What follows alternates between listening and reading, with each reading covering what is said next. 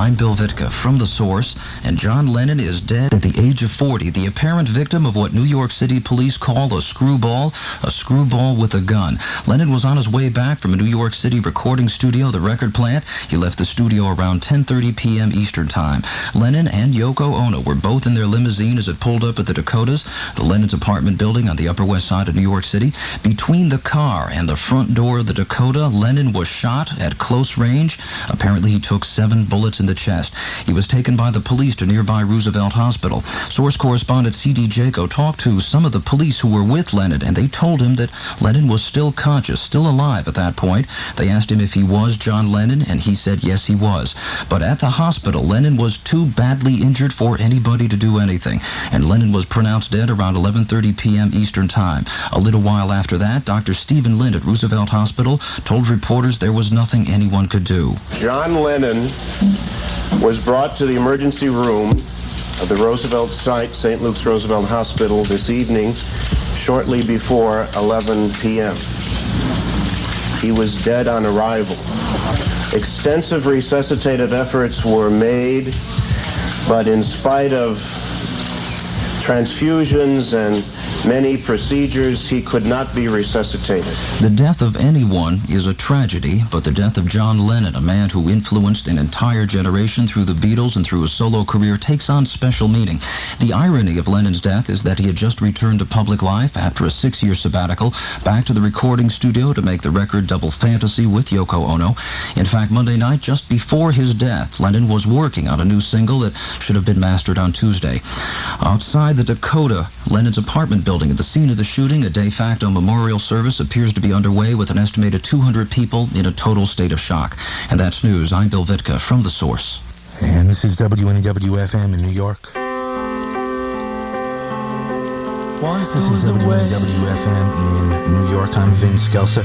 Mona Rivera from WNEW-FM News is in the vicinity of the Dakota. Is that correct, Mona? Yes, that's where I am. You're on the air right now.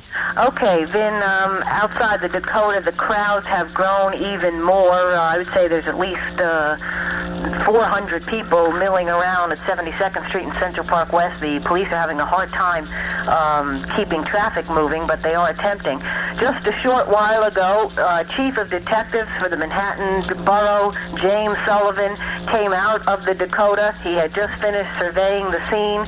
He had just talked with witnesses and with several of the policemen who had responded earlier when John Lennon was shot, and he told reporters what had happened. At the very beginning of this tape, which I'm about to play for you, the first words he's saying, which are kind of off mic, are John Lennon and his wife had just returned from a recording studio. I'll let him take it from there. Yoko Ono had returned from a recording studio and had alighted from a limousine at this point. We're not sure if the limousine was inside the driveway or if it was outside on the street.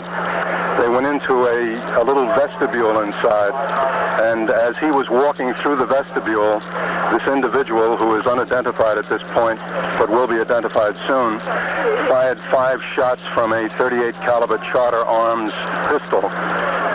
Mr. Lennon was struck several times. We're not positive at this time as to how many times he was struck. He went up the stairs. There are 5 steps that lead up into the watchman's area of the Dakota.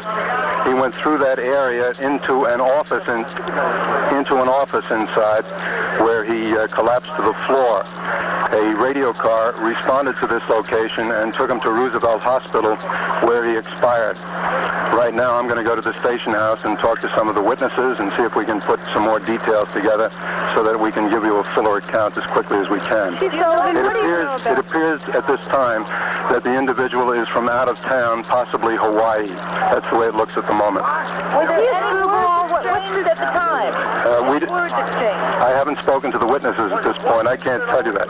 No, she was not. What is the race of the minor? No, I think he's a male white. How long had he been hanging around here? We don't know that. Some people say a couple of days, but we're checking that out also. We're not sure. Has he been reported before as a threat? Not to my knowledge. So there you have it then. That is Chief of Detectives James Sullivan at the Dakota, where he interviewed police officers regarding what had happened to John Lennon. As you heard earlier, when Robin Sagan and I reported from the hospital, John died of significant injuries of the major vessels inside his chest. This man apparently knew where he was aiming, and he aimed at his chest, and there was massive blood loss, and he was dead on arrival at St. Luke's Roosevelt Hospital. And that's the scene from the Dakota. I'm Mona Rivera. Mona? Yes. Several hundred people are at the Dakota right now. Is that correct?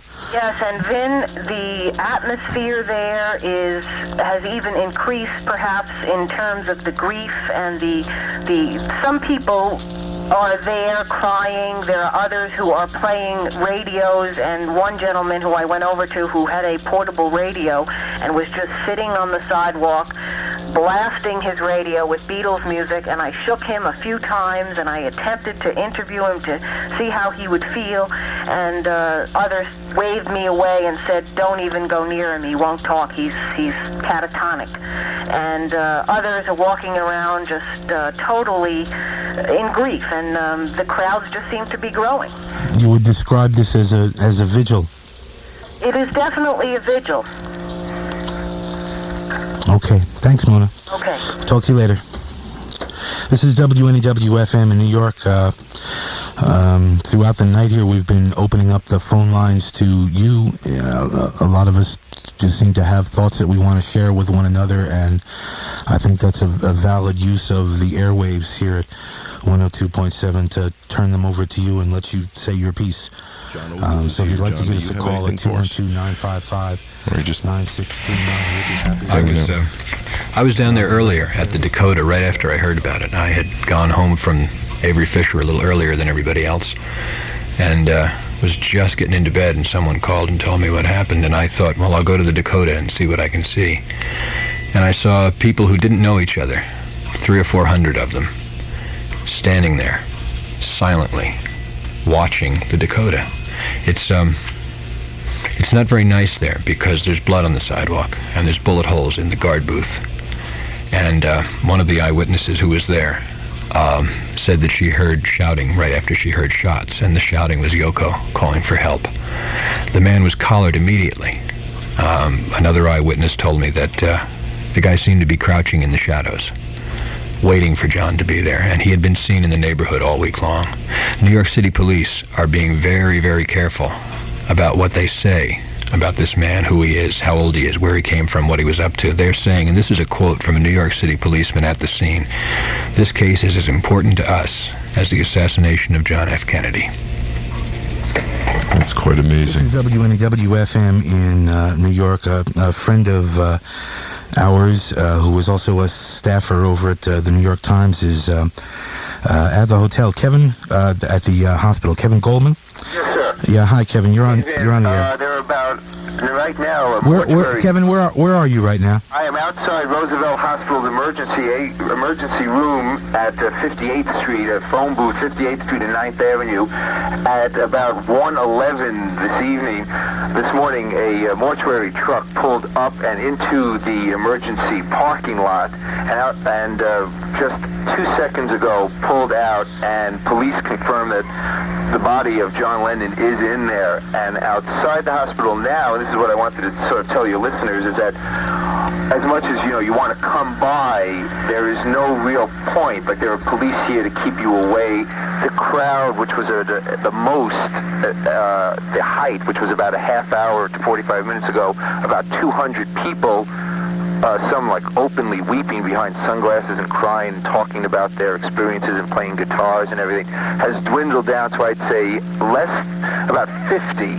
And there was a little bit of traffic now, and traffic's flowing smoothly on 9th Avenue. So, there's no real point in coming by. It has even ceased, being a media event, which is at its most horror. That's what it was. And even the television crews are packing. I mean, John Lennon's body again, about 3 seconds ago, just went down 9th Avenue in that mortuary division truck. And Yoko is gone, and has left the hospital. So I just wanted to sort of tell listeners, as much as you want to come by, there is no real reason to come by. Okay, Kevin. Okay, then? Yeah, thank you very much.